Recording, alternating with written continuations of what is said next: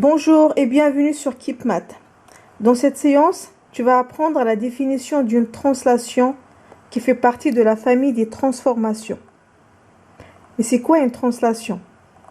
Une translation n'est rien d'autre qu'un glissement. Regarde cette figure.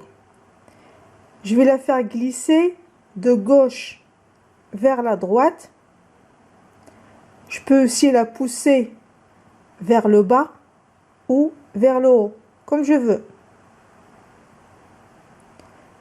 Tu remarques bien que je l'ai poussée dans une direction, dans un sens et sur une longueur donnée. Tu remarqueras aussi que la figure ne s'est pas retournée comme dans les symétries axiales ou centrales. Et je n'ai pas déformé la figure non plus. On dit que j'ai translaté la figure.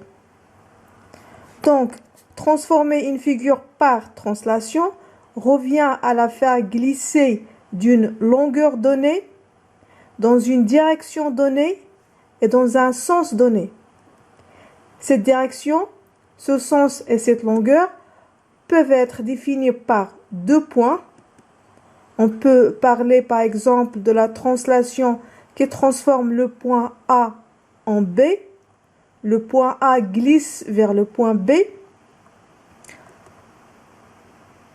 On peut donc définir la droite AB comme la direction de la translation. Le sens de la translation, c'est de A vers B. Et la longueur de la translation, c'est la longueur AB. Attention, il ne faut pas confondre la direction et le sens. La direction, c'est une droite, alors que le sens, c'est d'un point vers un autre. Cette translation est donc définie par la droite AB comme direction, de A vers B comme sens et de la longueur AB comme longueur de la translation. Tous les points de la figure ont glissé selon des droites parallèles à la droite AB dans le même sens et de la même longueur. Les points A et B, ce ne sont qu'un exemple. On peut aussi choisir les points C et D, ou bien E et F, et dire la translation qui transforme C en D ou la translation qui transforme E en F.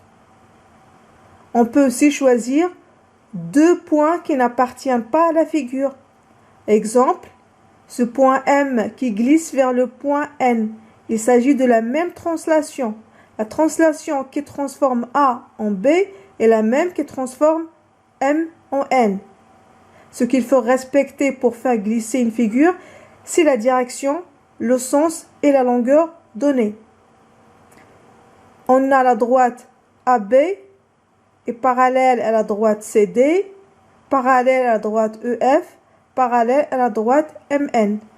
Et le sens de A vers B est le même que celui de C vers D, et le même que celui de E vers F ou de M vers N. Et on a aussi les longueurs sont égales. On a AB égale à CD égale à EF égale à MN. Donc, en donnant deux points, je définis une translation. Que ce soit des points appartenant à la figure ou non, ça ne change rien. Ce qu'il faut respecter, c'est la direction, le sens et la longueur de cette translation pour translater tous les points d'une figure. On dit que la figure verte est l'image de la figure bleue par la translation qui transforme M en N ou A en B ou C en D. On dit aussi que la figure verte est la translatée de la figure bleue par cette translation.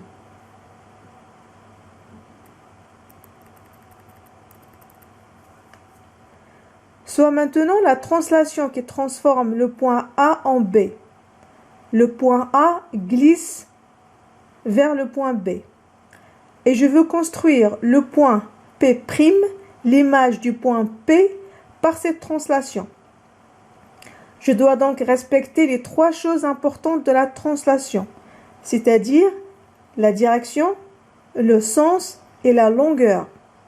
J'ai les segments AB et P', sont parallèles et j'ai les longueurs AB et PP' sont égales.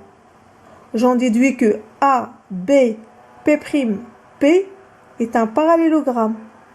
Ce qui signifie que pour construire l'image du point P, par la translation qui transforme A en B, revient à placer le point P' tel que AB, P' est un parallélogramme. Voilà ce qu'il faut savoir sur la définition d'une translation. À bientôt.